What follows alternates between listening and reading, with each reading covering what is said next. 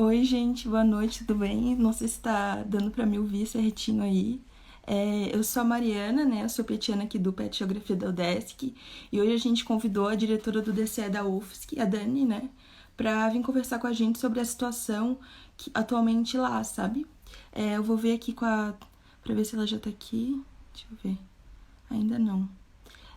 A gente está com dois documentos, né, na nossa bio. Um é sobre o movimento estudantil que a gente preparou, que tem as estruturas assim administrativas sobre esse assunto da UDESC, também tem as informações sobre o DCE da UFSC, o DCE da UDESC e também uma avaliação dessa atividade que a gente está trazendo hoje. Se vocês puderem, depois da live, darem uma olhada lá também. Eu vou ver se a Dani já chegou aqui. Não, vou dar um tempinho. Hoje o nosso projeto, né, o PET Transversalidade, que é um projeto que aborda temas que são transversais, né, que abordam a democracia e também a cidadania. E também são temas urgentes, né, como as aulas remotas e toda essa situação da pandemia tá mudando muitas coisas, né. Acho que a gente achou importante trazer esse tema hoje, né, e também fazer essa ponte, né, entre as universidades, porque é a educação que está em jogo, né. Vou chamar a Dani aqui. Deixa eu ver se deu. E agora? Acho que ela tá esperando ela entrar. Oi, Dani, tudo bem? Tudo Oi, bem? tudo bem? Obrigada por estar aqui com a gente hoje, Imagina. pela disponibilidade. Se tu quiser se apresentar também. Claro, claro, posso me apresentar. Boa noite, pessoal, todo mundo que está aí assistindo. Primeiro, agradecer ao PET da Geografia, né, por esse convite. Acho que é muito importante no momento que a gente está vivendo, a gente ter espaços como esse, já que a gente não pode se encontrar, né, presencialmente para fazer as nossas reuniões, nossas assembleias, então precisamos criar espaços como esse.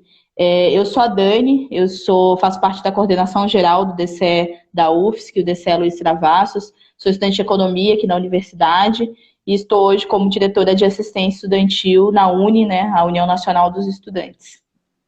E é isso, obrigada por estar aqui com a gente de novo. A gente dividiu, né, esse roteiro em alguns blocos, assim, mas acho que a Dani pode começar, assim, falando sobre a situação geral acontecendo lá e tudo mais.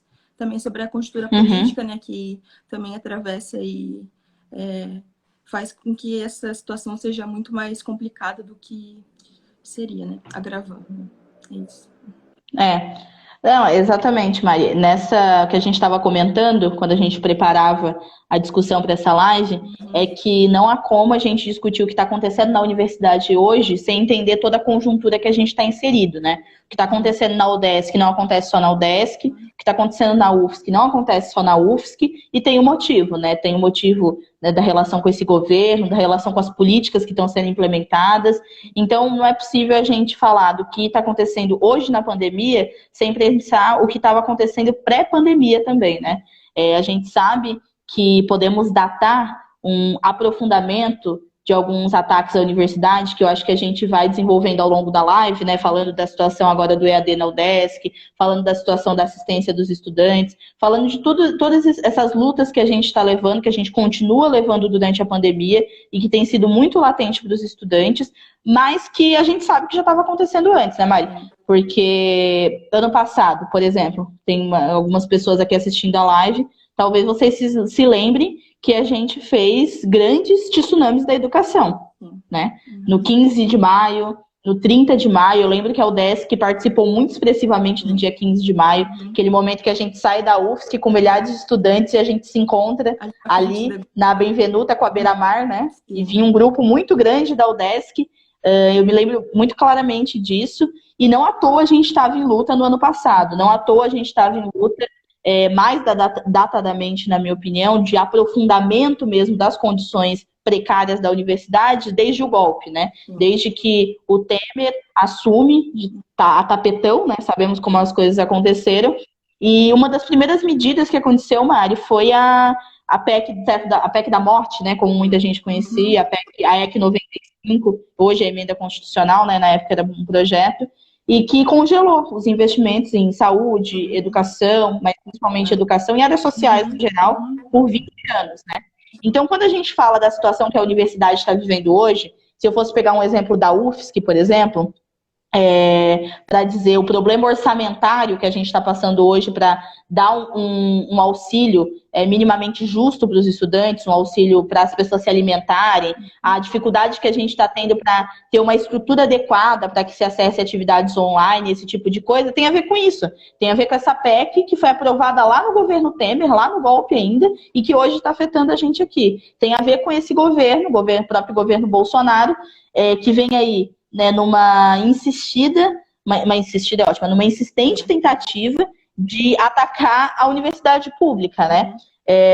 E daí, não sei se vocês se lembram, a gente faz tantas lutas, né? Mas por que a gente foi para as ruas, especificamente no 15M e no 30M, né? Na época a gente tinha a pauta do Futurice, por exemplo, né?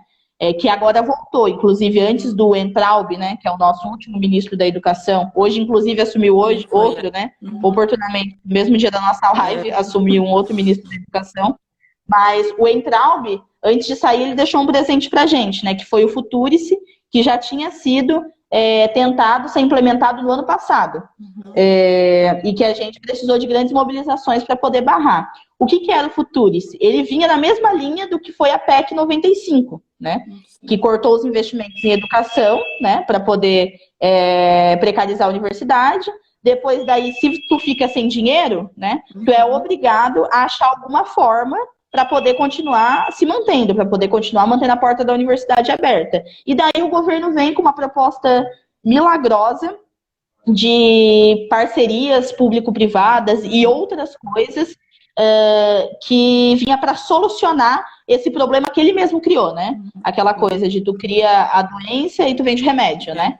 Então, o próprio Futurice, ele vem nesse bojo de destruição da universidade pública, que começou principalmente lá com Temer, e que agora a gente sente, né, os resquícios disso, as consequências disso, né?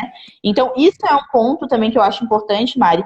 E o outro dessa conjuntura geral, e a gente pode entrar na situação mais específica da UFSC e da UDESC, são os próprios cortes orçamentários, né? Ano passado houve o contingenciamento, né? Aquele famoso que todo mundo conhece, não é corte, é contingenciamento, que no fim significa que as universidades ficam sem dinheiro para trabalhar. Então foi cortado uma parte do orçamento, muitas universidades ficaram à beira de fechar as portas.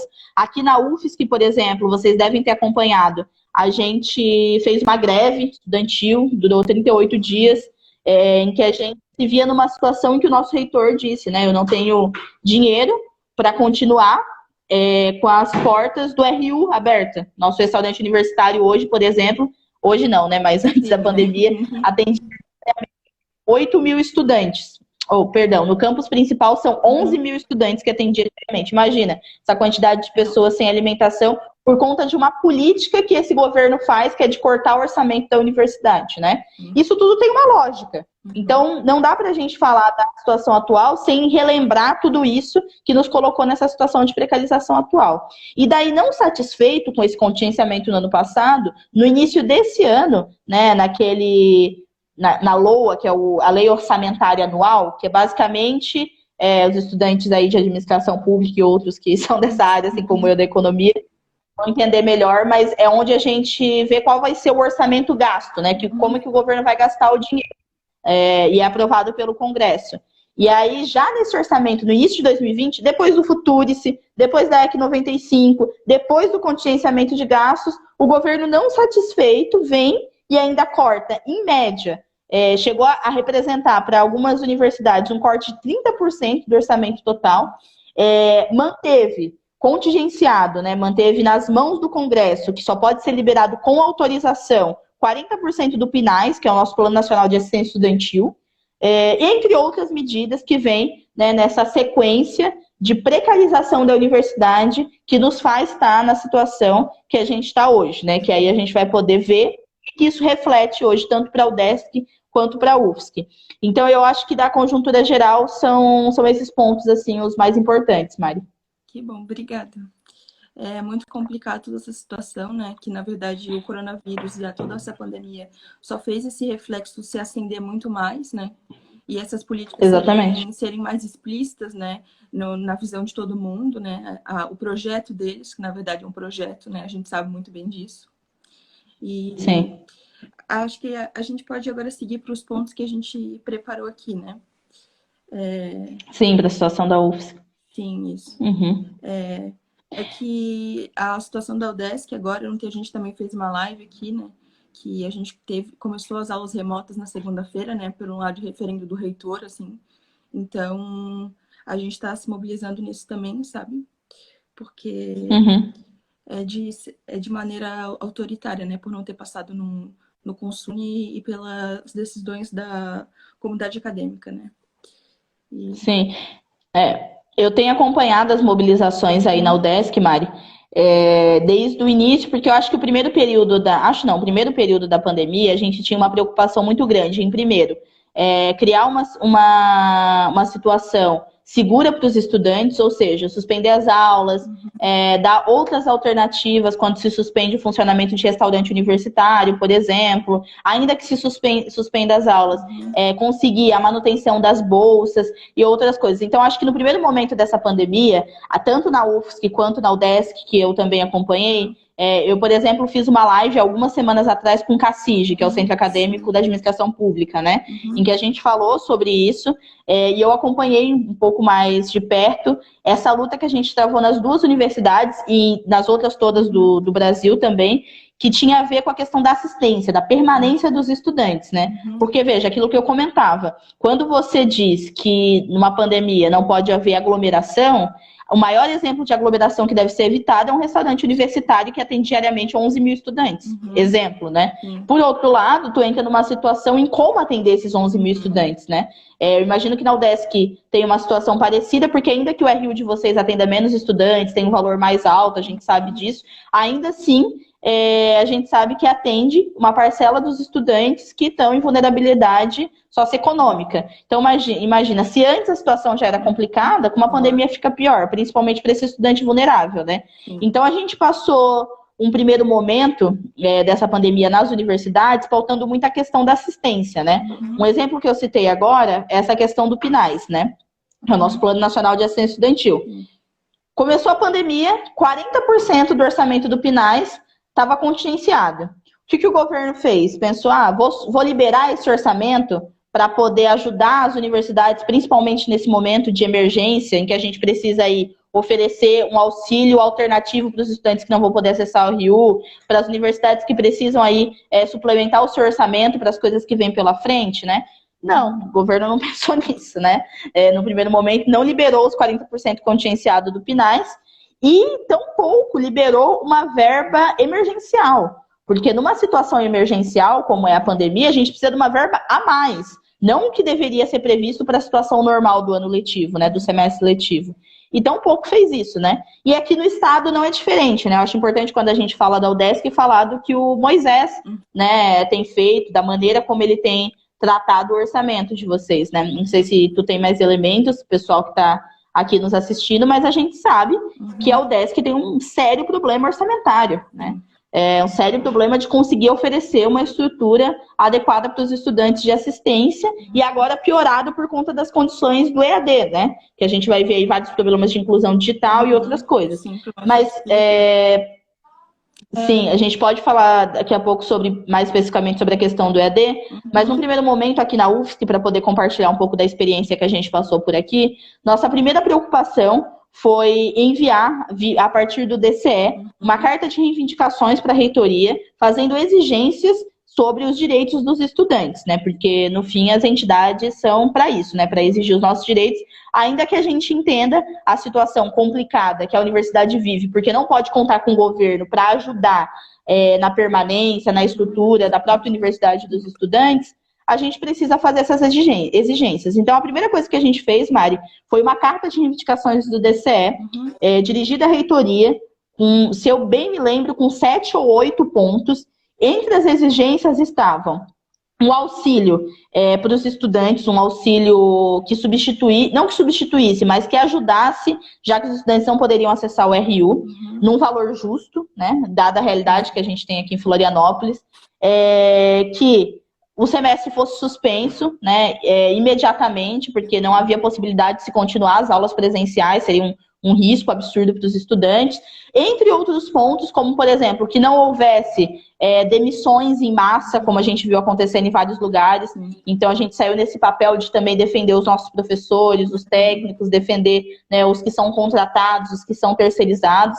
Enfim, era uma série de pontos que para nós passava por defender os estudantes e a universidade pública e centrar principalmente na questão da assistência. O que a gente conseguiu com isso, Mari, foi um auxílio, né, para os estudantes, para esses estudantes em situação de vulnerabilidade, que estão cadastrados hoje na base de dados da nossa Pró-Reitoria de Assuntos Estudantis, no valor de R$200, né? Que para nós é um valor insuficiente, né? A gente acha que esse valor, a gente sabe qual hoje é a condição para tu se alimentar em Florianópolis. Até questiono quem está, né, aqui assistindo. R$200 dá para se alimentar? Não. Eu acho que não, né? Não. Até porque não tem só a questão do alimento, né? Porque tu compra o alimento e tu cozinha ele como, né? Sim. Tu, né, precisa de um meio para que esse alimento ser... E a gente sabe, valor de gás de cozinha, enfim, as outras todas as coisas que precisam para tu ter uma alimentação. Não é uma alimentação, né, que esbaldando, mas é minimamente justa, que tu não passe fome, literalmente. Era essa a realidade que os estudantes estavam colocados, muitos estudantes, né? Quando a gente começou a discutir esse auxílio, Mari, a PRAE nos disse que tinha 6 mil estudantes na base de dados, né, de cadastros ali de vulnerabilidade socioeconômica. Então, a gente pegou o orçamento do RU, que seria gastado com a estrutura do RU, e dividiu esse dinheiro em bolsas para esses 6 mil estudantes no primeiro momento, né?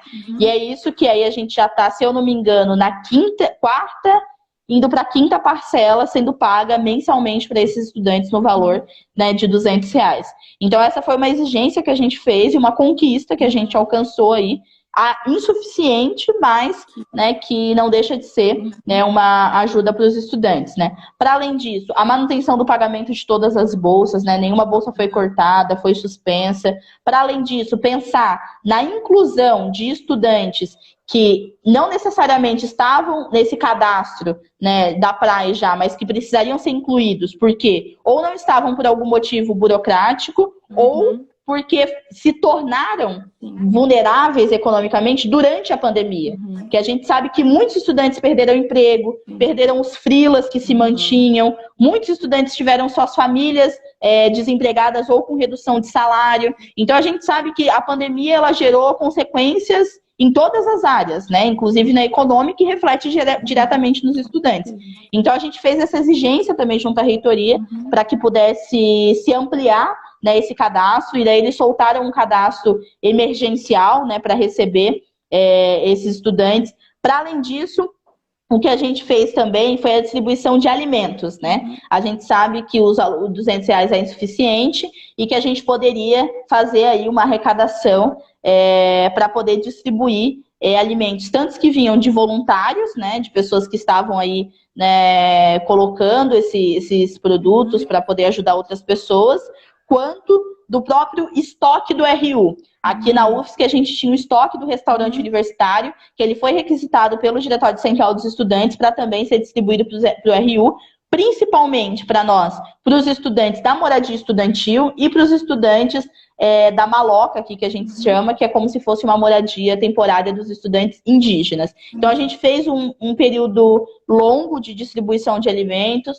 somada a essa reivindicação de auxílio, que a gente também conquistou o valor de R$200, somada à manutenção das bolsas, somada à ampliação do cadastro, e tudo isso foi sempre debatido em audiências públicas. A gente fez 2 ou 3 audiências, se eu não me engano, públicas com a reitoria, né, para poder ter transparência no orçamento da universidade, para poder exigir da universidade que tomasse posturas também, exigindo do governo que ajudasse as universidades, né?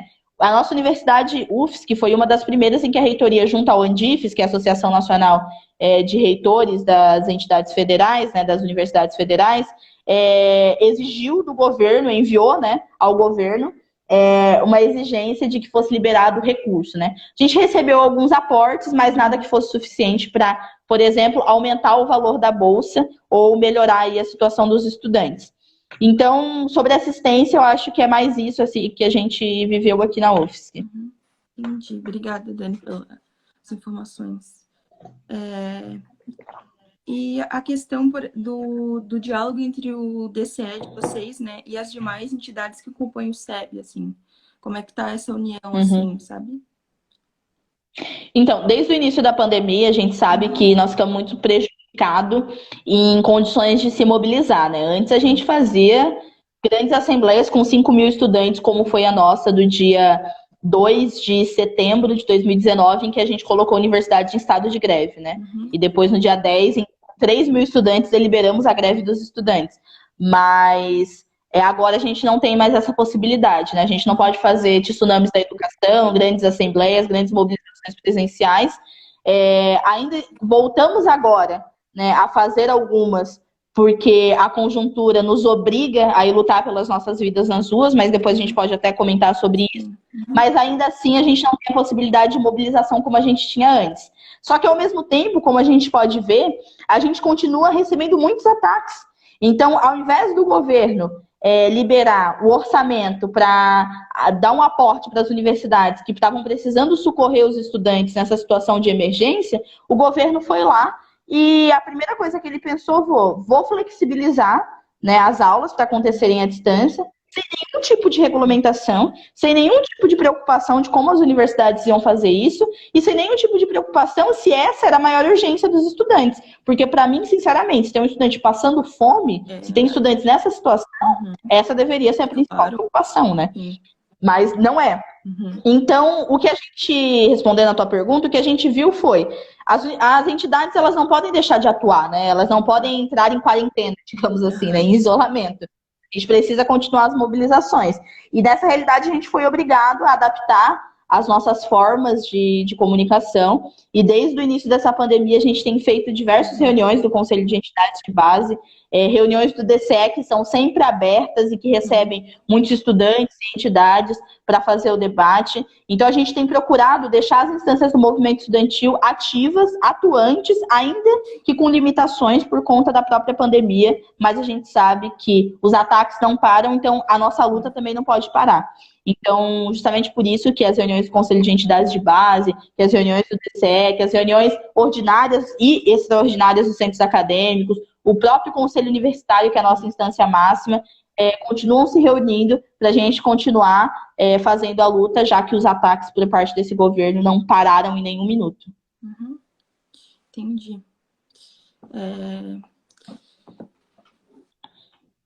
E a relação de vocês com a PUFSC, assim?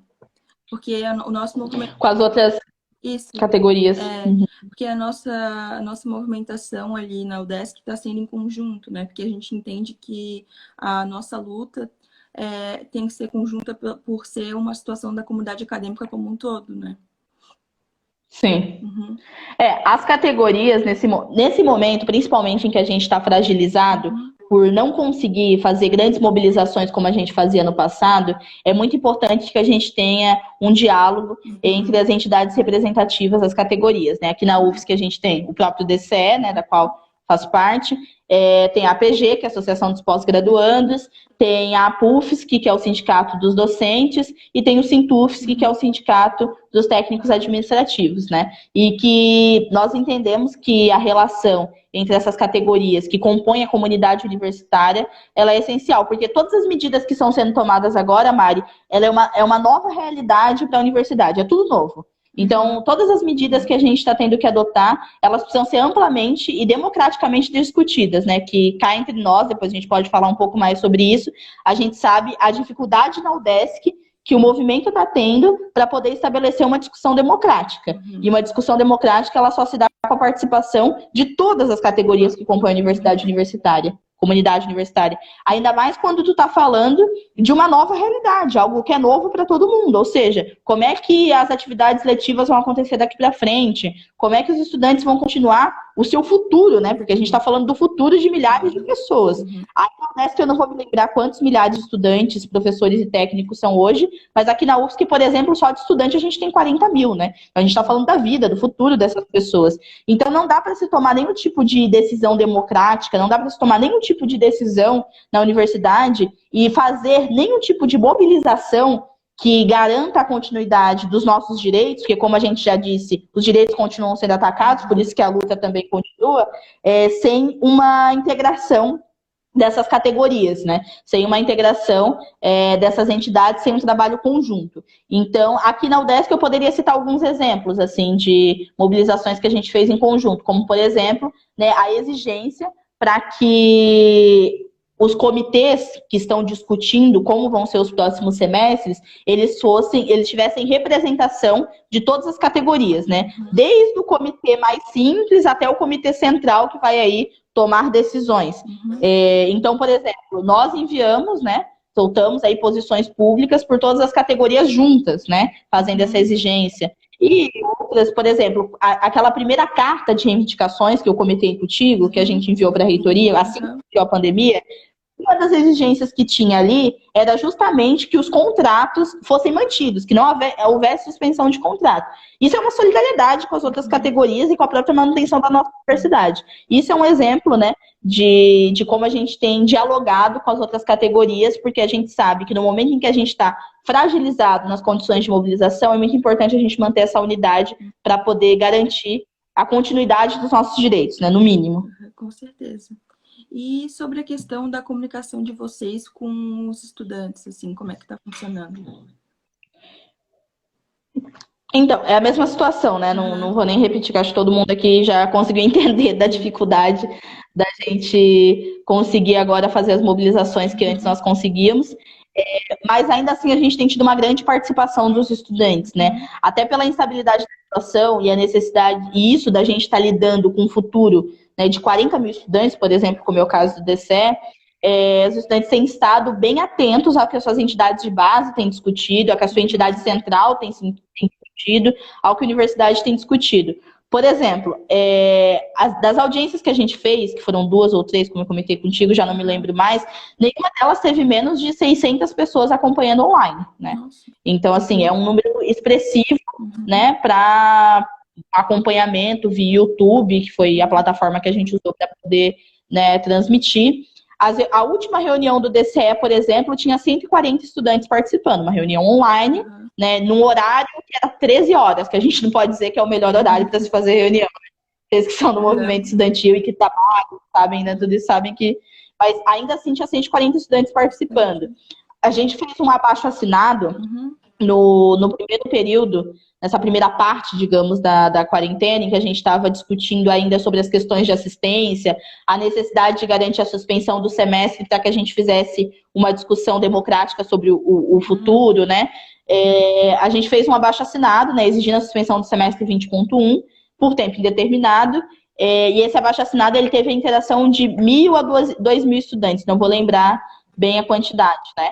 Mas, recentemente, a gente tem vários exemplos aí de como tem se dado a interação dos estudantes, que não é fácil, mas que a gente tem aí colocado, né, da melhor maneira possível, porque se a relação entre as categorias e as entidades é essencial para a gente garantir direitos, com a base estudantil é mais ainda. Sem a mobilização dos estudantes, sem os milhares que a gente colocou na rua no 15M do ano passado, a gente do Futurice, né? Sem os milhares que a gente colocou nas ruas em várias outras, a gente não teria segurado diversos retrocessos na educação. Então, manter essa relação com os estudantes é o que há, é o básico para a gente poder conquistar aí as nossas mobilizações. E eu sei que na UDESC vocês têm tido uma participação também importante, né? Eu soube das assembleias que aconteceram essa semana, a gente tá tomando decisões do PAD.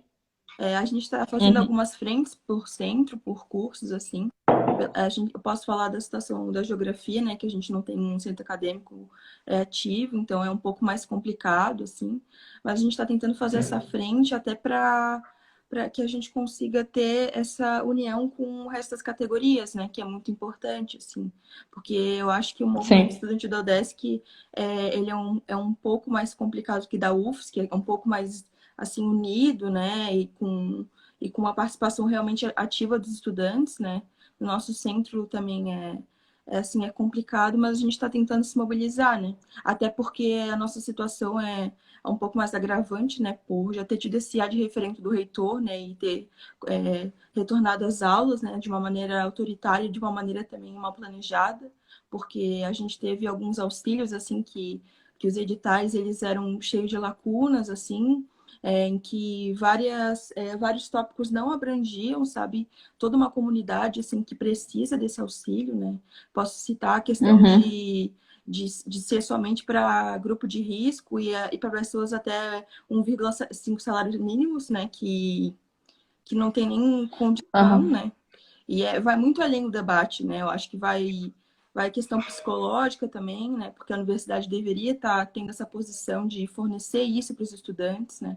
E ainda mais retomando as aulas, porque também tem toda uma questão, né? Também a gente teve alguns formulários, né? Que eu acho que era isso que eu gostaria de também pontuar aqui contigo, sobre essa questão dessa comunicação da reitoria com os estudantes, né? Porque a gente teve esses formulários que foram respondidos no nosso centro por 54%, né? E no registro geral do DES, se eu não me engano, é 30% ou 40%, assim. Já Formulário do EAD, né? isso é sobre a situação da pandemia, questão Uhum. psicológica e tudo mais. Por aí a gente já vê que é algo que não tem acesso aos estudantes, né? Que não teve resposta, assim, e pelo que a gente viu de decisão da reitoria, né? Que essas respostas e essas opiniões dos estudantes, elas não foram levadas em conta como um ponto forte nas decisões, sabe? E aí eu queria pontuar isso, como é que está sendo na UFSC, assim, nessa comunicação da reitoria com Então, os estudantes. Então, sobre essa situação do EAD, os formulários que tiveram para levantar a situação, como eu disse para vocês, sobre a questão da assistência, a Uhum, gente teve diversos espaços para poder exigir da reitoria, né? Audiência pública, as cartas de reivindicação. uhum, Então, aí a gente conseguiu tirar algumas vitórias, como o próprio cadastro emergencial para contemplar mais estudantes que não estavam nesse cadastro da PRAE e outras coisas. Com a questão do EAD, a reitoria que também lançou, uhum, né, não um formulário, mas é um levantamento, né, uma uhum, pesquisa que eles fizeram para toda a comunidade universitária, que foi debatido nos comitês que foram instalados, né. Esses comitês, eles começaram a funcionar, e para a gente conseguir ter participação no principal comitê, que é o comitê central da discussão geral, né, a gente precisou, né, fazer, digamos, uma manobra, né, uhum. colocando a pauta no conselho universitário para exigir essa participação justa, né, de todas as representações das categorias no principal comitê que ia tomar decisões sobre o futuro da universidade. E daí que a gente conseguiu. O que eu quero dizer com isso, né? Que todas as nossas conquistas, elas vieram a partir de exigências e a partir de uma organização do DCE para poder conquistar esses direitos, digamos. Ainda que a nossa reitoria seja um pouco mais democrática que a de vocês, porque a gente conhece o senhor Bareta, né? Sim. Ele é bem antidemocrático, na minha opinião. E aqui, né, com o Baldo, com as outras Uhum, figuras da reitoria, a gente tem um pouco mais de diálogo, mas ainda assim a reitoria ela cumpre o papel de administração central da universidade, né? Ou seja, a reitoria é para administrar a universidade. Para defender os estudantes, tem as entidades estudantis, né? Ou uhum, seja, o DCE, os centros acadêmicos, oi, Ana B, Ana B chegou aí, centros acadêmicos e tudo mais. Então, ainda que a gente dialogue, é necessário, né, essas entidades estarem ativas reivindicando esses direitos. E daí, a reitoria tem estabelecido, em alguma medida, conforme nós exigimos, o diálogo com os estudantes, uhum, mas ainda muito insuficiente. E isso a gente vê no resultado desse levantamento. uhum, Quando a proposta de levantamento foi para os comitês, a gente se manifestou com diversos pontos, apontando diversas coisas que deveriam ser incluídas para poder captar melhor a realidade dos estudantes. Uma das propostas que a gente fez, por exemplo, Mari, foi que a pesquisa ela não se limitasse a ser enviada para os estudantes pela internet, uhum, porque chega a ser irônico. Como é que tu levanta a situação dos estudantes que não têm acesso à uhum. internet Com pela internet? Tu não, não, tu não não tem nem pergunta para uma como. pessoa se ela tem acesso. Exatamente. Tu não pergunta para uma pessoa se ela tem acesso à internet pela internet. Isso não faz sentido, né? Gera uma amostra muito tendenciosa. E a gente vê isso refletido no resultado, em que apenas 63%, apenas, exatamente, eu falo aqui e a galera fica, mas é tão apenas assim? É apenas, porque foram 63% dos estudantes que responderam. Significa hoje, Mari, que 13 mil estudantes não responderam ao formulário. E eu tenho elementos para acreditar que boa parte desses estudantes não tem acesso com facilidade à internet, ainda que possam ter acesso de maneira precária. E por que eu te digo isso? Porque hoje a situação do Brasil, ainda que a gente saiba que altera de região para região, a situação de invisibilidade digital, a situação de falta de inclusão digital, e esses pontos afetam, né, as pessoas em situação de vulnerabilidade que estão no Brasil todo, em todas as regiões, né? E hoje, o que os dados nos apontam, Mari, é que 30% das pessoas não têm acesso à estrutura básica de computador e internet de nenhuma forma. 30% das casas, né, no Brasil. Isso é um dado alto, né? Estamos falando de milhões e milhões de pessoas. Mas piora quando a gente vê... Isso são dados do Ibope, é bom a gente saber onde procurar. São dados do Ibope, vocês mesmos podem procurar. Agora, quando a gente vê os dados do CETIC-BR, por exemplo, ele diz que 70 milhões de pessoas no Brasil têm acesso de maneira precária. Ou seja, eu até tenho acesso, mas é o meu 3G que eu tenho quando eu coloco ou é o meu celular de tela quebrada, que com muita dificuldade eu consigo acessar uma coisa ou outra, ou é, né, dessa maneira realmente, ou com um aparelho que eu divido com várias pessoas na família. Então, essa realidade se reflete nas nossas universidades, né? E aí, por exemplo, aqui na UFSC a gente sabe que isso são dados também da nossa PRAE e tal, que é a nossa Pró-Reitoria de Assistência Estudantil, que 54% dos estudantes eles têm uma renda per capita, que foi aquele dado que tu citou, né, de um salário mínimo e meio. Ou seja, está em situação de vulnerabilidade socioeconômica. Esse é o nivelamento, né? Esse é o corte para a situação de vulnerabilidade. 54% dos estudantes estão em situação de vulnerabilidade. Aí a gente vê os dados. 70 milhões de pessoas no Brasil têm acesso de maneira precária. 30% não têm acesso de maneira nenhuma. E aí, 37% dos estudantes da UFSC que não respondem ao formulário da universidade, me faz algum sentido, né? Se a gente for pensar essa realidade, que é um reflexo, é uma consequência. Então, ainda que a reitoria esteja estabelecendo algum tipo de diálogo com os estudantes, eles não acataram a nossa proposta de entrar em contato com os estudantes via telefone também, que outras universidades fizeram. Porque, como a gente já disse, né, não se contata, não se pergunta quem tem acesso à internet, para quem não tem acesso, pela internet, né? Então, por exemplo, rejeitaram essa opção. Então, para nós, hoje no movimento estudantil, depois de discussão no Diretório Central dos Estudantes, depois de discussão no Conselho de Entidades de Base, que, né, dezenas de centros acadêmicos participaram, para nós é extremamente insuficiente esse levantamento e o resultado extremamente tendencioso também, né? Que atende aí, e isso é importante falar, que atende uma pressão externa à universidade, que vem dessa mídia, né, que tem dito aí, quatro ventos, em como a universidade está paralisada, em como os professores estão recebendo salário sem trabalhar, em como os estudantes têm condições sim para poder voltar às aulas, só não estão estudando porque não querem. O próprio MPF, que anteontem notificou mais uma vez a UFSC, recomendando que tome medidas em até 30 dias para o retorno das aulas. Isso, sinceramente, chama intromissão, chama ataque à autonomia universitária, né? O MPF não tem que achar nada, a universidade tem as instâncias para poder discutir, tem feito a discussão.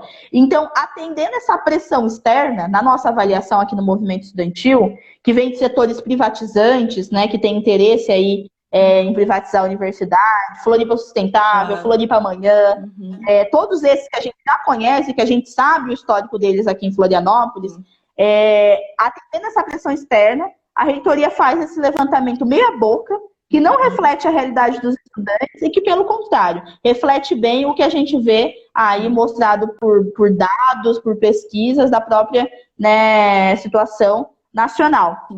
Então, esse levantamento para nós, ele é bastante insuficiente para mostrar a realidade dos estudantes. E amanhã aqui a gente tem um conselho universitário para começar a discussão sobre os materiais que foram acumulados nesses comitês que discutiram o processo de retomada, né? Retomada entre aspas, porque a universidade nunca teve parada. Claro.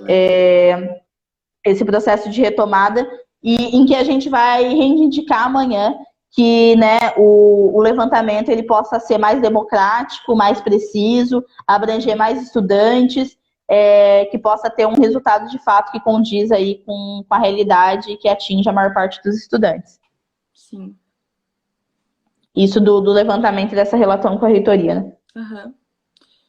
Aqui, né, a gente está se movimentando também para chamar uma reunião extraordinária do Consune, né, para poder, né, pelo menos discutir, né, essa resolução, né, do reitor, porque o Apudesc, né, que é nosso sindicato aqui dos professores, eles fizeram uma proposta que foi aprovada em sua maioria no SEB, né, e que também fizeram uma lista, né, de requerimentos, assim, né, da questão dos auxílios e tudo mais, de como que vai funcionar tudo isso, né, e a gente precisa esperar, né. E também moveram também um processo contra a reitoria aqui na UDESC, devido a esse ad referendo, né, porque pelo estatuto, se eu não me engano, também acho que a Ana B pode pontuar aqui também nos comentários, não se pode fazer isso, né? Não, é ilegal, assim, né? A essa medida. Então, essa movimentação que eles estão fazendo, né? Sim. Eu acho que tem uma pergunta aqui que a gente fez também um levantamento de perguntas do público aqui de antes, né? Para essas lives. E acho que é importante, muito importante mesmo, que seria qual a importância das entidades de base do movimento estudantil como o CA e o DA, assim. Porque a gente fala de uma estrutura da universidade do DCE e de tudo mais, né? Mas a formação política também dentro dos centros, dentro dos cursos, é muito importante para essa construção, né? Sim, a formação política dos estudantes faz a gente... A formação, ela se dá na luta, na minha opinião, né, Mari? Também Exatamente. muito, claro. Porque quando a gente tem entidades combativas que colocam a discussão para os estudantes e não se limitam a dizer que o problema, por exemplo, do EAD na UFSC tem a ver com a UFSC apenas, ou o problema do EAD na UDESC tem a ver com a UDESC, ou o problema da gente não ter orçamento para pagar um auxílio justo para os estudantes tem a ver só com a reitoria ou com o orçamento da universidade. Quando a gente faz, né, essa relação necessária e que completa a discussão com a situação da conjuntura nacional que a gente está vivendo, a gente consegue fazer uma discussão com os estudantes e explicar qual que é a realidade hoje da universidade. Por exemplo, a gente começou essa live discutindo justamente a conjuntura, dizendo, não, tá acontecendo isso hoje na UDESC? Tá acontecendo isso hoje na UFSC? Tá, mas vocês lembram que lá em 2017, o Temer aprovou uma EC 95 que congelou o orçamento das nossas universidades e que hoje está refletindo para a gente não ter estrutura? Vocês lembram que ano passado o Entraub tentou passar um projeto Futurice, que era justamente para privatizar a universidade e que a gente barrou com muita luta e que hoje o governo vem na mesma lógica, é a mesma lógica de quem propôs o Futurice, vem e diz o seguinte, façam EAD e não só façam EAD, mas também a gente não vai oferecer nenhuma plataforma pública para isso fazer, vai ser alguma plataforma de algum ensino privado, né? Vai ser com uma relação muito aberta com o sistema privado, sem nenhum tipo de aporte mesmo da estrutura pública que a gente deveria ter. Então, não é possível a gente discutir a realidade da universidade sem discutir esse todo, porque o que é feito lá em cima, que é feito pelo governo federal, é o que reflete aqui na universidade. Então, não está acontecendo nada na UFSC que não esteja acontecendo em outras. Não está acontecendo nada na UDESC que não esteja acontecendo em outras. Então, isso tem a ver com essa conjuntura. Então, entidades que fazem esse debate, vão até o fim, explicar para os estudantes, e não ficam na discussão fácil de que, mas aqui na UFSC é o CTC, né? Aí é a ESAG, vamos dizer. Desculpa o pessoal da ESAG que está assistindo. Também. O pessoal do CTC também. Tem muita gente combativa. Mas, só para fazer um exemplo de uma coisa que a gente sempre discute aqui no movimento estudantil, né? Não fica nesse debate fácil, mas o pessoal das exatas não gosta tanto da discussão é política, mas o pessoal... Não, mas a entidade tem Claro. que fazer a discussão como ela é, né? Tem que discutir com os estudantes, é isso que ajuda nesse processo.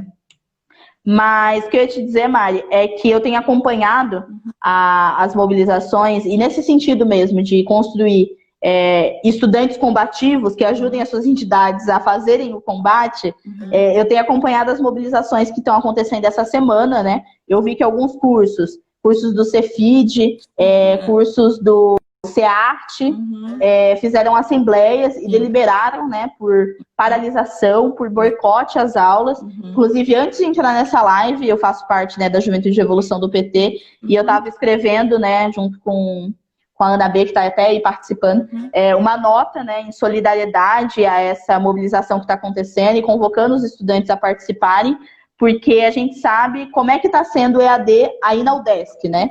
E que daqui a pouco pode acontecer o mesmo aqui na UFSC, se a gente não ficar bem vigilante. Então, não sei se tem mais elementos que o pessoal queria comentar, ou que tu poderia comentar sobre isso da UDESC, que aqui eu posso falar um pouquinho da experiência da UFSC também. Então, as aulas começaram na segunda-feira, né? Foi tudo muito mal planejado, assim, as plataformas estão dando muito problema, assim, sabe? Também se bate depois da questão dos auxílios, assim, que não foram atendidos, porque tiveram 2 editais, né?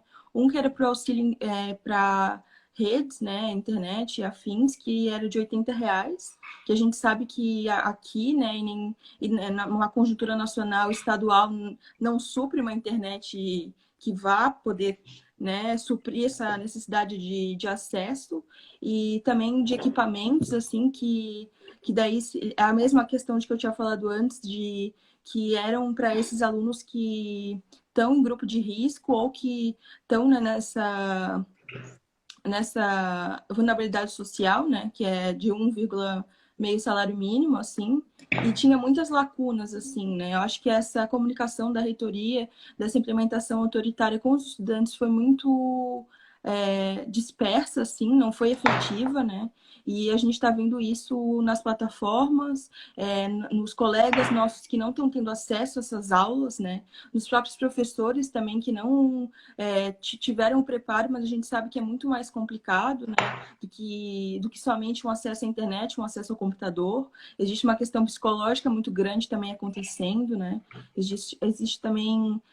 teve uma questão também agora que teve uma notícia, né, recorrendo no Jornal do Almoço sobre a situação da UDESC, que eles pontuaram que o nosso DCE estava preocupado porque não estava tendo aula presencial, que isso, na verdade, é uma fake news, né? Isso não foi discutido e nem colocado em nenhum ponto, né? E que essas aulas remotas, elas estavam sendo aprovadas pelos estudantes, né? E também falaram que aprovaram no Consume, que é algo que não existiu. Não aconteceu. Né? E o nosso reitor deu entrevista no SBT, acho que também deu entrevista no Jornal do Almoço, né? Também acho que eu não tenho certeza. Isso deturpando toda a situação, né? Na verdade. Então, a gente está fazendo essa mobilização também. O CA do Teatro, do CEARTE, também, eles produziram um vídeo, que também a gente compartilhou aqui no nosso Instagram, né? Falando sobre a real situação, né? Que não contempla, que é mal planejada, que não está sendo efetiva, né, para nenhuma das partes, assim. E também hoje a UDESC, no oficial no Instagram, publicou, né, a opinião dos estudantes, assim, deturpando completamente, né, botando só a opinião que eu vi essa campanha horrível. né? Assim, sabe? E os comentários, né, se a gente for ver realmente o comentário dos estudantes, né, até no Twitter o pessoal está comentando bastante, tem uma página lá que está compartilhando isso, que né, a divulgação da UDESC sobre tudo isso, né, a divulgação mesmo, né, está sendo deturpada, assim, né. A Ana Bia apontou ali que ela falou, de um tiro no pé, realmente, né. Se na UDESC, que tem 15 mil estudantes, tivemos problemas, imagina na UFSC com 40 mil. Sim, e a UDESC cede à pressão do empresariado. Verdade. É isso, né? E a gente... Que é isso que a gente estava comentando, né, Mari? Porque a gente sabe muito bem que que tem rompimento político do nosso governador com o nosso presidente, né, numa conjuntura nacional e estadual, mas a gente sabe que a política deles é a mesma, né? Que a gente É pode mesmo, pontuar com que certeza. é realmente algo que é de um projeto de privatização do Brasil, né? Como a gente pode ter visto ontem, que foi aprovada a PL da privatização da água, né? Do saneamento básico. Da água, é um E do absurdo. recurso hídrico, que é Todos os tão partidos importante. votaram a favor, menos o Sim, PT. até alas da Uhum. própria, né, da ala progressista do Brasil, né? Que, que Uhum. se a gente for entrar nisso aqui, vai Talvez não é tão longe. progressista assim. Então, tudo faz parte de um projeto, né? Faz parte também de um Uhum. projeto de que o reitor também zelar por essa provável vinda da privatização dentro da universidade, né, por essa comunicação e esse vínculo que ele tem que criar com o empresariado e com esse Estado que a gente sabe que é burguês e que serve a esse mesmo empresariado, né? Então, Sim. realmente, e também eu acho que voltando àquela questão realmente da formação política do CEAS, do DEAS, realmente eu acho Uhum. que isso tem que ser pontuado, né? Porque eu acredito também que a organização política ela tem que ser dentro da universidade, mas ela precisa ser fora e aliada com outros setores também da sociedade, né? Porque a universidade e os estudantes Uhum. e tudo mais é só uma parte de tudo isso, né? Uhum. O ataque à É. educação é um dos, né? Ataques às Uhum. questões públicas do Brasil, então acho que é isso. Eu acho importante, Mário, que tu comenta, Uhum. porque eles colocam alguns pontos para a gente poder discutir sobre isso do ensino remoto, que está sendo proposto aí nas universidades do Brasil todo, e como eu disse, né, a primeira preocupação desse governo não foi saber se os estudantes estavam comendo, mas Sim, foi liberar, mas né, o mais rápido possível a flexibilização para a implementação do ensino remoto. E daí a gente tem que pensar, tá, quem que interessa? É o estudante que não tem acesso a esses milhares de estudantes que a gente disse aí por dados, que não têm condições mínimas de acessar, ou nenhuma, ou precária. É os estudantes que muitos estão hoje desempregados e sem condições, né, de continuar com comida na mesa, quem dirá, né, os seus próprios estudos. É os estudantes que muitos estão sendo vítimas da própria pandemia, porque parece que as pessoas esquecem que a gente está numa pandemia, em que a gente já tem mais de 50 mil mortos, e muitos deles são parentes, amigos, claro, conhecidos, vizinhos desses estudantes. Mais de 1 milhão de infectados, que muitos podem ser esses estudantes, seus parentes, familiares e amigos. Então, a gente fica refletindo, a quem que interessa essa flexibilização do ensino remoto? Na minha opinião, é o mesmo governo que tentou aprovar o futuro isso no ano passado. É o mesmo ministro que, antes de cair, deixou o Futurice protocolado no Congresso, que tentou derrubar as cotas raciais na pós-graduação antes de sair. Então, veja, é uma lógica de quem já vem tentando excluir milhares da universidade. De diversas formas. Quando você tira recurso da assistência, você está excluindo muitos estudantes que não podem permanecer. Quando você tira recurso da universidade, você está excluindo muitos estudantes que não vão conseguir acessar. Quando você faz um projeto privatizante, você tira muitos estudantes que não vão poder pagar. Então, é uma lógica que vem e que mostra para mim que essa pressa que o governo tem em aprovar, né, o EAD, em implementar o EAD de toda forma, e aí tiveram duas portarias, Mari. A primeira portaria foi a 345, que flexibilizava sem nenhum tipo de regulamentação EAD, e agora a mais recente a 544, que até o final do ano colocou uma faca no pescoço das universidades, porque ela diz o seguinte: vocês têm duas opções. Ou vocês implementam o EAD, ou vocês vão ter que cumprir o semestre letivo, o ano letivo integral. Não é difícil saber que falta menos de 200 dias para terminar o ano, né? E que quando a gente começou essa pandemia, o semestre mal tinha começado. Então, é muito fácil poder entender que não é possível cumprir da maneira como eles estão, né, pedindo. Ou seja, eles colocam uma faca no pescoço da universidade. E daí eu fico refletindo, a quem que interessa isso? É realmente aos estudantes? Eu acho que não, Mari. E aí, o que eu penso do ensino remoto é que, ainda que a gente fosse a favor de EAD, coisa que eu também não sou, mas o EAD ele é uma modalidade de ensino, né? Ele tem programa, ele tem método, tem pedagogia, enfim, tem várias coisas que o classificam como modalidade do ensino. E o que é o ensino remoto? É uma modalidade de ensino? Eu acho que não. Eu acho que o ensino remoto, em bom português, ele é o EAD piorado. Ele é uma face pior do EAD, né? Que precariza mais. Por um lado, exclui milhares de estudantes que não vão ter acesso, porque, Mari, tu acabou de dizer, o Udesc ofereceu R$ 80 para poder dar de auxílio internet para os estudantes. Se alguém aqui que está assistindo essa live pagar R$ 80 na internet, eu peço que me recomendem, inclusive, porque eu desconheço qualquer franquia de internet que se paga com R$ 80. Uma franquia também que suporte, né, a estrutura necessária para poder acompanhar as aulas. A UFSC, né, pasmem, ofereceu R$ 50. E a gente está brigando em relação a isso. Imagina. Então, ainda que a universidade conseguisse oferecer a estrutura básica, mínima, para os estudantes, que é internet e computador adequada, o que a gente já comentou desde o início da live. A universidade está sem orçamento, contingenciaram a parte, não liberaram o que tá contingenciado, cortaram o orçamento na raiz no início do ano e não mandaram um valor emergencial para socorrer as universidades nesse período.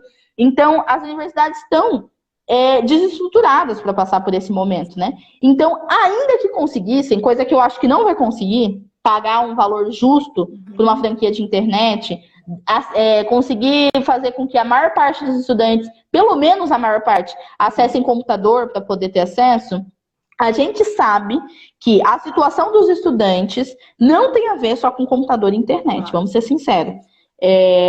Ambiente adequado de estudos. Onde é que fica? E os estudantes, que são grande parte, que perderam seus empregos, como a gente já comentou aqui, que perderam seus freelas, que as famílias reduziram a renda e que não estão conseguindo nem ter alimento da mesa. E os estudantes que estão sendo vítimas da própria pandemia, como é que fica? Fica, Mari, como está acontecendo em algumas universidades que já implementaram EAD. Os estudantes estão evadindo, os estudantes estão sendo obrigados a sair da universidade. Então, eu acho que o ensino remoto, eu tenho dúvida se ele interessa aos estudantes. Eu acho que não. Eu acho que não interessa aos estudantes. Eu acho que interessa a esse governo que a gente acabou de citar, pelos motivos que a gente acabou de citar. Porque, veja, qual é a situação dos estudantes? É essa que a gente acabou de ver, né? É essa que a gente está vivendo. Essa é a situação dos estudantes. E isso para além, né, do ensino remoto, isso é questão de acesso. Isso para além do próprio ensino remoto, na minha opinião, ser uma face piorada do EAD. Ou seja, a qualidade do ensino não tem. Acabou com a qualidade do ensino. É um ensino puramente, né, tecnicista. A gente sabe aí, né, o que acontece. Então, acaba com a educação de qualidade, né? Porque o que a gente defende é uma universidade pública, gratuita e de qualidade. A qualidade ficou para trás. Pública, não sei, porque para ser pública, né, precisa ter acesso, precisa garantir aí que as pessoas consigam, né? Precisa acessar, muita gente precisa acessar. E para além disso, Mari, eu acho que tem um outro ponto.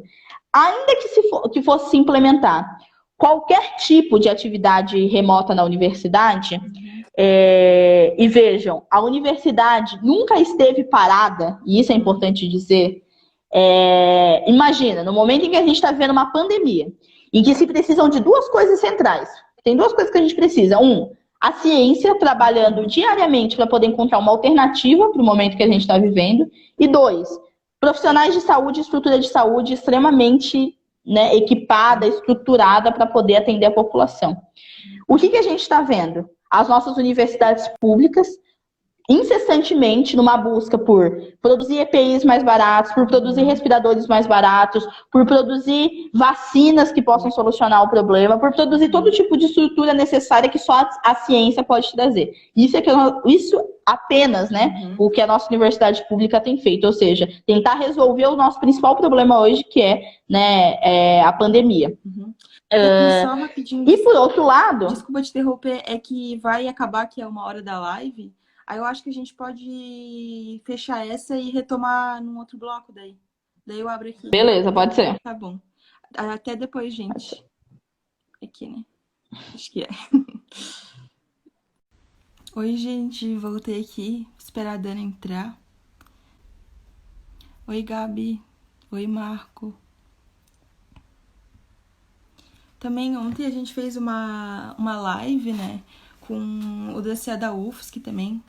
Eu acho que é bem importante, assim, também, se puderem assistir, né? Foi bem legal o debate também. Acho que a gente precisa unificar... Isso, Obrigada, gente. A gente precisa unificar esse debate e tudo mais, né? Essa união, porque é um ataque realmente à educação, né? Como um todo. Como a gente pontuou antes. Eu vou adicionar a Dani aqui. Ah, ela pediu pra... Oi, Dani. E voltamos. E aí? Então, uma coisa também que agora eu tava refletindo e tudo mais, é que a UFSC, acho que a UFSC tem mais... eu não sei se auxílio ou programas mesmo da questão da psicologia, sabe? Essa questão psicológica, assim, de atendimento e tudo mais, eu acho que da UDESC. E aí, como é que tá funcionando agora na pandemia? Tá, eu vou concluir a ideia que eu tava antes, aí eu entro nesse ponto, pode ser? Não, imagina. Não, a gente estava falando sobre. Passamos pela questão de quem interessa, o ensino remoto, né? Questão das medidas do governo. E aí eu estava dizendo sobre as condições de acesso, né? Ainda que as universidades conseguissem oferecer estrutura. Ainda que as universidades conseguissem oferecer estrutura, né, que não vai, a gente sabe que o ensino remoto ele é uma face aí piorada, né, do EAD, acaba com a qualidade do ensino, mas ainda que tudo isso acontecesse, ainda que houvesse uma proposta de retomada, como a gente já disse, a universidade nunca parou. Acho que eu estava falando disso, na verdade, né, que a universidade nunca parou. No momento de uma pandemia, que de um lado a gente precisa da ciência e do outro de uma estrutura de saúde, a universidade está trabalhando muito, né? Então, por exemplo, os nossos hospitais universitários não pararam, os residentes em saúde não pararam, os estudantes de áreas da saúde que tiveram, inclusive, as suas graduações antecipadas para poder participar, a formação, né, antecipada para poder atuar na linha de frente. Então, a universidade tem oferecido toda a estrutura como um espaço de ciência, como um espaço de estrutura de saúde, como um espaço de pesquisa, justamente para poder auxiliar no que deveria ser também a prioridade desse governo, que é o combate à pandemia. Então, nesse processo de retomada, entre aspas, ainda que a gente considerasse que é necessário fazer algum tipo de semestre letivo remoto, que seria possível fazer, não é questão de ser necessário, né? A gente sabe que é necessário a gente continuar, evidente, os nossos estudos para a gente conseguir se formar, para a gente, enfim, mas a questão é a forma disso e se isso é possível, né? Ainda que houvesse uma proposta por parte disso das universidades, que, como a gente disse em outro momento, estão sendo muito pressionadas. Aqui em Floripa, né, o próprio Floripa Sustentável mandou uma carta para a universidade exigindo a retomada das atividades. O MPF notificou a universidade 2 vezes. A própria mídia, como tu tem dito, tem prestado um desserviço, espalhando fake news, espalhando mentiras sobre o que a universidade tem feito, para atender os interesses de quem? Eu acho que é os mesmos interesses do próprio governo, né? Os mesmos interesses que esse governo está procurando atender.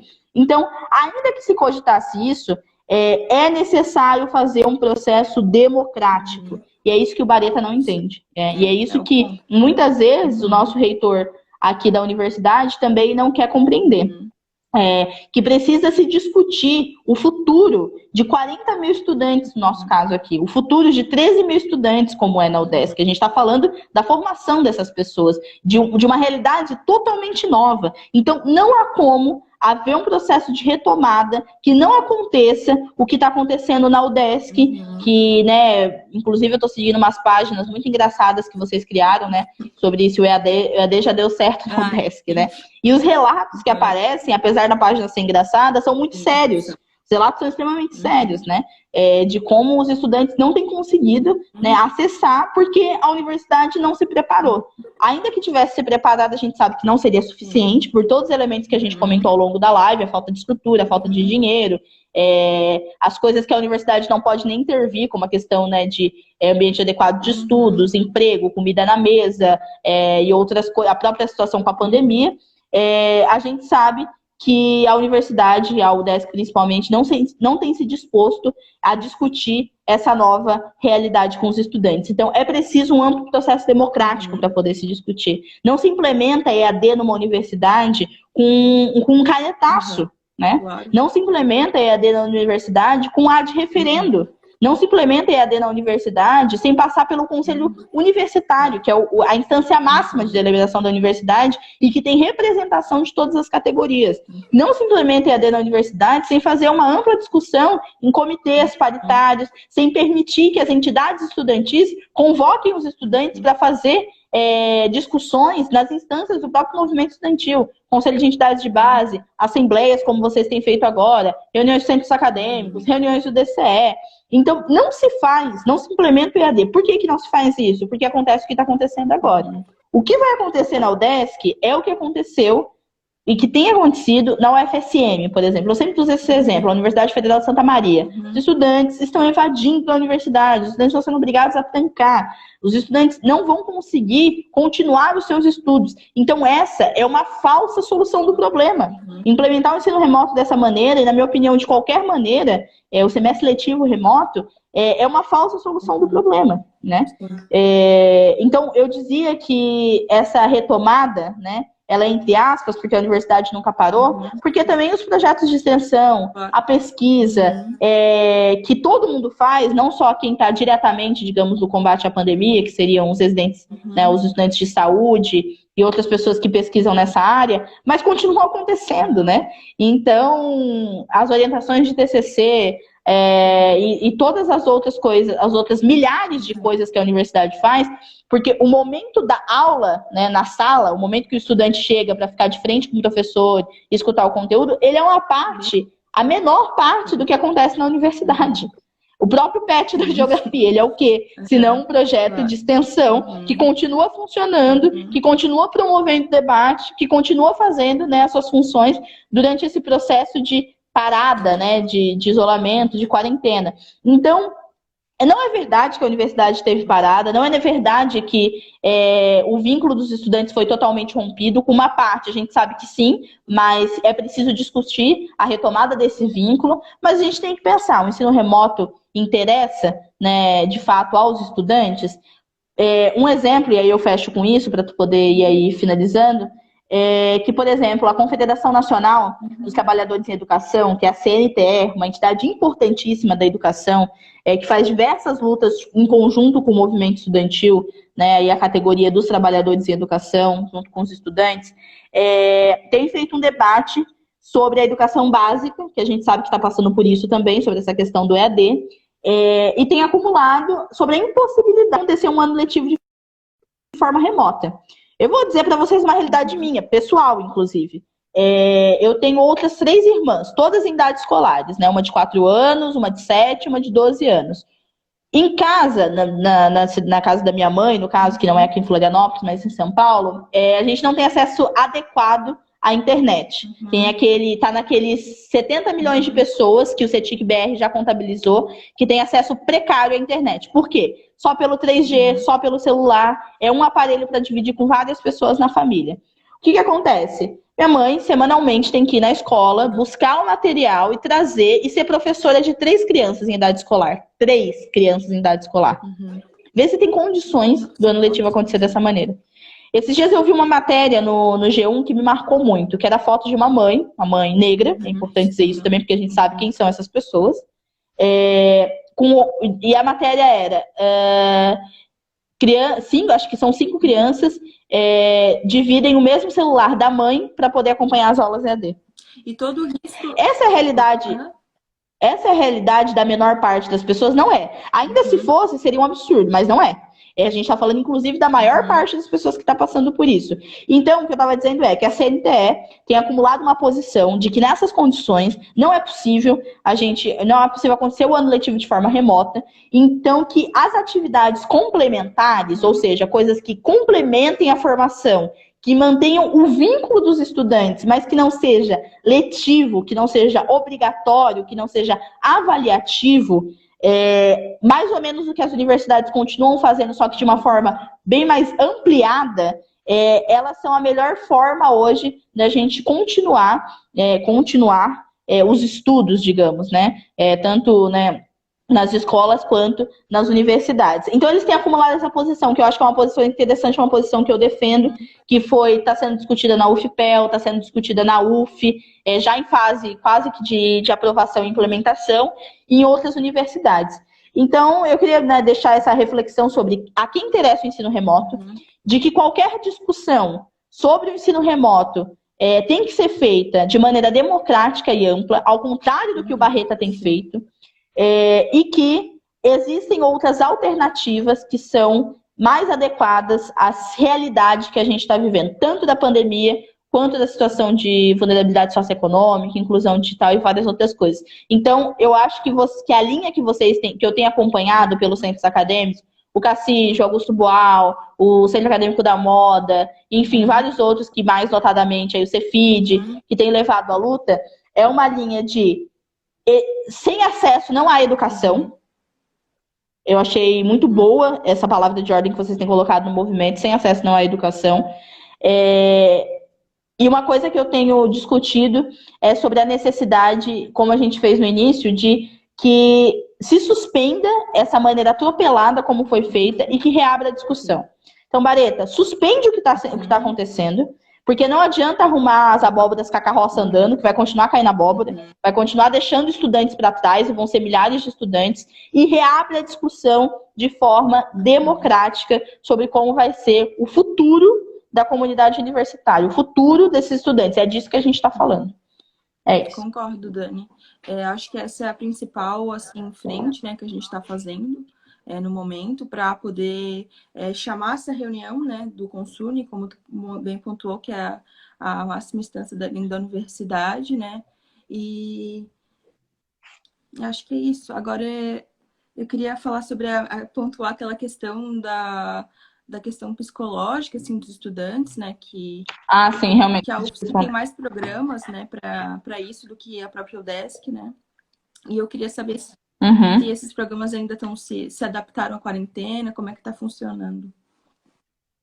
Então, a gente tem alguns programas de atendimento psicológico, próprio SAPSE, e outras coisas, mas que era insuficiente, sempre foi insuficiente, antes da pandemia, antes de governos entreguistas, né, em governos que querem aí precarizar a educação, antes já era insuficiente.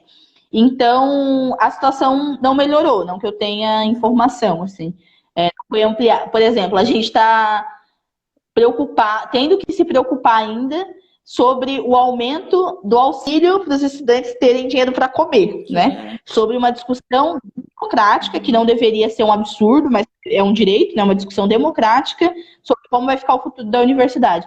Então, a gente está em umas discussões muito básicas para conseguir avançar em outras reivindicações, que seria a ampliação da estrutura de atendimento psicológico da universidade, a ampliação do acolhimento para os estudantes, outras formas de viabilizar esse atendimento para os estudantes, parcerias que poderiam acontecer com diversas clínicas, institutos, com os próprios cursos que já existem, né, com o próprio curso da universidade, mas uma forma de ampliar isso, dos próprios projetos que existem de extensão, de pesquisa nessa área que também auxiliam isso. Então, a gente poderia pensar em formas, né, mas a gente está ainda em reivindicações muito básicas, né, e não houve nenhum avanço, não chegamos nesse ponto ainda de discutir uma ampliação dessa estrutura. Entendi, com certeza, né? Mas que é necessário, né? O que a gente está discutindo. Olha a conjuntura que a gente está vivendo, né? A pandemia que está acontecendo, né? Basicamente isso. Muita gente esquece, né? Exatamente. 1 milhão de infectados, mais de 1 milhão e mais de 50 mil mortes. E o pessoal Sem contar a subnotificação, que deve elevar bastante esse número. Então, né, a gente está falando de uma situação em que a questão psicológica está em jogo e que a gente precisa dessa estrutura. Mas veja, a gente ainda tem que reivindicar que haja uma discussão democrática sobre uma coisa que deveria ser óbvia. Sim. Tem muitas questões à frente, né? Do que mais necessárias, vamos dizer assim, né? O que... não é nem que é mais necessário, mas que se colocam de uma forma mais urgente, né? Mais urgente, isso. Melhor colocado. Eu não sei se o pessoal aqui quer fazer uma pergunta, alguma contribuição, assim. Se a Dani também quiser falar mais alguma coisa. Não, acho que é isso. A não ser que o pessoal tenha alguma dúvida, se eu pudesse dar dizer alguma coisa sobre a experiência que a gente teve na UFSC para vocês aproveitarem aí, é que as entidades estudantis elas precisam fazer a luta para defender os estudantes. As entidades estudantis elas existem apenas para isso, na verdade.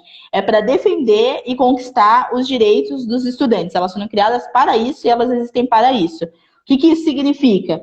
Que é para defender o direito de todos os estudantes. Então, não é de alguns, não é de 63% que respondeu o nosso formulário, ou foi 57%, né? 54. Que respondeu o formulário, 54% que respondeu o levantamento de vocês, e que talvez a maior parte tenha dito que tem acesso, por exemplo. Não é só dessa parcela dos estudantes, mas é de todos os estudantes. E uma polêmica que a gente tem passado aqui no movimento estudantil da UFSC é justamente em relação a isso, assim, porque tem setores do movimento que têm uma posição favorável ao EAD, ou que acham que o levantamento que a reitoria fez pode ser suficiente, enfim, tem várias opiniões, né? Eu tenho, né, a minha opinião, que eu expus aqui, que eu tenho procurado debater nas instâncias do movimento, que passa por essa realidade que a gente está vivendo e que precisa ser elemento para o combate que as entidades vão fazer, ou seja, defender todos os estudantes, lutar por uma educação de qualidade, pública e gratuita, e fazer, de fato, a luta até o fim,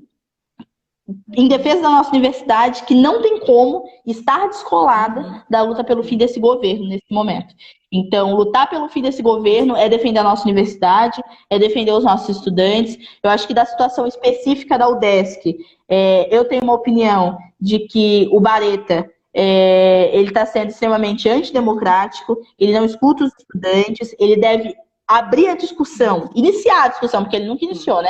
Iniciar a discussão imediatamente nas instâncias do movimento, nas instâncias da universidade, da maneira como tá, não dá para ficar, vai excluir, vai evadir, vai obrigar milhares de estudantes a desistirem da universidade, então que ele deveria suspender essa lambança que ele está fazendo e abrir uma discussão democrática com os estudantes, com os professores e com os técnicos administrativos, com as categorias que compõem aí a universidade, porque, como já está sendo bem colocado por vocês, sem acesso não há educação. Sim, com certeza. E acesso para todos, né? Acesso para todos, né? Não é para as entidades que estão... As entidades estudantis em especial, que a reitoria faça processos que não pensem em todos os estudantes, não é que é aceitável, né? Não é aceitável, mas pode acontecer, porque eles são a administração da universidade. Agora, que as entidades estudantis não façam um combate para defender todos os estudantes não é aceitável, não é compreensível. Então, eu acho que tem que ficar para o movimento da UDESC é lutar até o fim para defender o direito de todos os estudantes, que passa hoje, na situação específica de vocês, por exigir que o Bareta abra imediatamente uma discussão democrática com a universidade e que suspenda esse atropelo, essa lambança que ele está fazendo aí com a vida e com o futuro de milhares de estudantes, de professores, enfim, das categorias aí da universidade, da UDESC. E da própria UDESC, né? Se continuar sendo pública para todos de qualidade, né? Isso é... Exatamente. É uma luta que passa os muros da universidade, né? Está falando de defender o nosso direito de acessar uma educação pública gratuita de qualidade, uma educação. Não é só sobre a UDESC, sobre a UFSC, ou sobre, né? Mas é sobre tudo que está acontecendo, né? Que tem sido o projeto desse governo. Então, essa postura do Bareta, ela vem no bojo de um governo que fez tudo isso que a gente comentou ao longo da live, mas que recentemente, também é importante falar, tentou passar uma medida provisória, que é a 979, que dava poderes para o ministro da Educação poder nomear os reitores. Sim. Sem nenhum tipo de consulta às comunidades universitárias. Por exemplo, o nosso IFSC, o Instituto Federal de Santa Catarina, hoje está passando por intervenção. Sim. Tem um interventor, que é o André é André Dal Costa, se eu não me engano, que é um interventor, amando do MEC, amando desse governo, que não foi eleito, que perdeu as eleições e que está à frente da universidade. Então, essa postura do Bareta tem muito a ver com a postura desse governo, que faz esse tipo de coisa, que nomeia reitores interventores, que não foram eleitos, que tenta fazer medidas provisórias para impedir as eleições nas universidades. Então, é a mesma postura antidemocrática que o Bareta tem, é a mesma lógica de democrática que o Bareta tem em não ouvir a comunidade universitária para tomar uma decisão tão importante que é sobre o futuro dos estudantes e, enfim, de todas as categorias que compõem a universidade e externa a ela, né? Se trata sobre o futuro da universidade em si. Com certeza, Dani. Eu não sei se mais alguém quer pontuar alguma coisa aqui. Deixa eu ver.